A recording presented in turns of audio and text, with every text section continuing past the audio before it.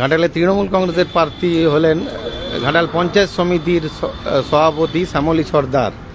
তিনি পার্টি অফিসে এসেছেন এবং ঘাটাল ব্লকের সভাপতি রয়েছেন দিলীপ মাঝি, স্থানীয় অরুণ মণ্ডল এবং চেয়ারম্যান রয়েছেন। কি বলবেন? প্রার্থী সেই জায়গায় প্রথম প্রার্থী আপনি বলবেন কেমন লাগলো বা কিভাবে প্রচার করবেন?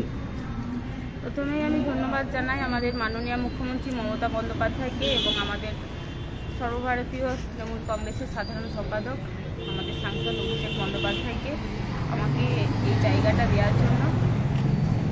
এবং আমার পাশে আমাদের ব্লকের সভাপতি আছেন দিলীপ মাঝি মহাশয় আছেন, আমাদের শহরের সভাপতি অরুণ মণ্ডল মহাশয়, আমার চেয়ারম্যান সাহেব আছেন বাবু।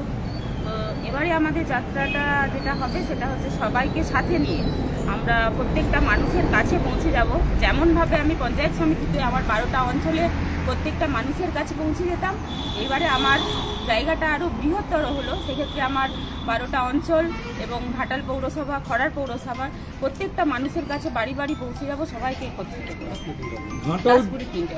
ঘাটাল বিধানসভা বিজেপির দখলে, সেই জায়গায় আপনি নতুন প্রার্থী, কতটা সমস্যায় পড়বেন বলে মনে হচ্ছে?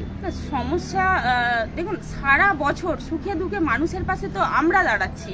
প্রত্যেকটা আপদে বিপদে এই ঘাটাল বন্যাপ্রবণ এলাকা, সেখানেও আমরা পৌঁছে যাচ্ছি মানুষের কাছে। সেক্ষেত্রে আমার কাছে এই লড়াইটা খুব একটা শক্ত বলে মনে হচ্ছে না, কারণ যেহেতু মানুষের কাছে পৌঁছে যেতে পারছি, উন্নয়ন পৌঁছে দিচ্ছি মানুষের, আমরা সবাই মিলে আশাবাদী যে মানুষের মন আমরা জয় করব এবং আমাদের মানবিক মুখ্যমন্ত্রীর যে উন্নয়নের ধারা সেটাকে এগিয়ে নিয়ে যাব, প্রত্যেকটা মানুষের মনের মণিকঠায় পৌঁছে যাব।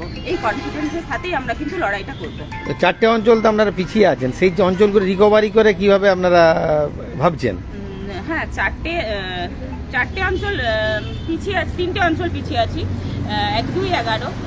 তো সেক্ষেত্রে দেখুন, মানুষের মনে যে উচ্ছ্বাসটা এখন এই বর্তমানে যে উচ্ছ্বাসটা আমাদের দিদি, আমাদের মহিলাদেরকে বিশেষ করে, আজকে ধরুন আমি একজন মহিলা হয়ে আমাকে দিদি এই যে জায়গাটা দিয়েছে তার জন্য ওনাকে অসংখ্য ধন্যবাদ। তো আমাদের মহিলাদের, প্রত্যেকটা আমাদের মহিলাদেরকে যিনি উনি সশক্ত করেছেন, আমাদের লক্ষ্মীর ভাণ্ডার বাড়ানো থেকে, নতুন প্রকল্প যুবসাথী দেওয়া থেকে, তো মানুষ যে ভুলটা করেছিল, আমাদের 3টে অঞ্চলে যে মানুষ ভুল করেছিল, আগামী দিনে সেই ভুল মানুষ করবে না, এটা আমাদের কনফিডেন্স। কারণ আমরা প্রত্যেক দিন প্রত্যেক মানুষের কাছে পৌঁছে যাচ্ছি, গ্রাম পঞ্চায়েত, পঞ্চায়েত সমিতি, আমরা সবসময় মানুষের কাছে পৌঁছে যাই। তো এক্ষেত্রেও মানুষ সেই যে ভুল করেছিল সেই ভুল আর করবে না। দিলীপ বাবু, আপনি নতুন প্রার্থী পেলেন, কিভাবে আপনি দেখছেন? নতুন পুরনো কিছু নেই, এমনিতেই তৃণমূল কংগ্রেসের পরিবারের একটি মেয়েও হচ্ছে ছাত্র আন্দোলন থেকে শুরু করে এর আগেও পঞ্চায়েত সমিতির একটা সময়ের সাধারণ সদস্য ছিল, এবারে পঞ্চায়েত সমিতির সভাপতি হয়েছে, দীর্ঘদিন রাজনীতির সঙ্গে আছে, এবারে নতুন করে একটা লড়াইয়ের জায়গা পেয়েছে।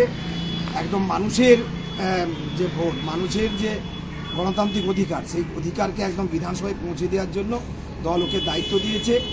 আমরা ঘাটাল ব্লক তৃণমূল কংগ্রেস, শহর তৃণমূল কংগ্রেস, খড়ার তৃণমূল কংগ্রেস এবং আমাদের দাসপুরের যে 3টি অঞ্চল আছে, আমরা একত্রিত একটি পরিবার।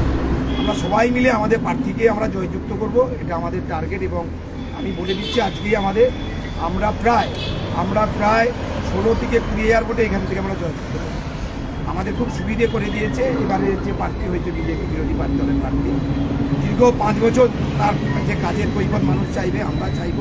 কিছু যে করতে পারেনি, আমাদের কোথাও ভুল ছিল, সেই ভুল থেকে আমরাও শিক্ষা নিয়েছি যে আমাদের মাত্র আমরা 966 ভোটে হেরে গেছিলাম, সেই জায়গাটা আমরা অনেক আগেই রিকভারি করতে পেরেছি। গ্রাম পঞ্চায়েত থেকে 23-এর গ্রাম পঞ্চায়েত থেকে শুরু করে 24-এর লোকসভা, এই সমস্ত নির্বাচনে কিন্তু ঘাটাল বিধানসভায় আমরা অনেকটা এগিয়ে আছি। সেই জায়গায় দাঁড়িয়ে এক কথাই বলবো, মানুষের আশীর্বাদ নিয়ে আমাদের লড়াই আছে, আমাদের লড়াই চলবে এবং সেই লড়াইয়ে মানুষ তার ভোটে জয়যুক্ত করে আমাদের যে প্রার্থী এই মুহূর্তে ঘোষণা হয়েছে শ্যামলী সর্দার, আমাদের প্রার্থীকে জয়যুক্ত করবে এবং আমরা বিধানসভায় পাঠাবো। 16 থেকে 18,000 ভোটে দাবি করছেন তিনি জিতবেন এবং ঘাটালের ব্লক সভাপতি দিলীপ মাঝি তিনিও বলছেন যে 16 থেকে 18,000 ভোটে জিতবেন এবং পঞ্চায়েত সমিতির সভাপতি তিনি আছেন শ্যামলী সর্দার, তিনি প্রার্থী হয়েছেন, তাকে দল প্রার্থী করেছে। তিনি বলছেন তিনি সুখে দুঃখে সবসময় থাকেন, দল সেভাবেই যে ভুলটা করেছে গতবার এবারে ভুল করবে না এবং তিনি জিতবেন বলে আশা করছেন। মহকুমার মিটিংটা অ্যাটেন্ড করে যাও।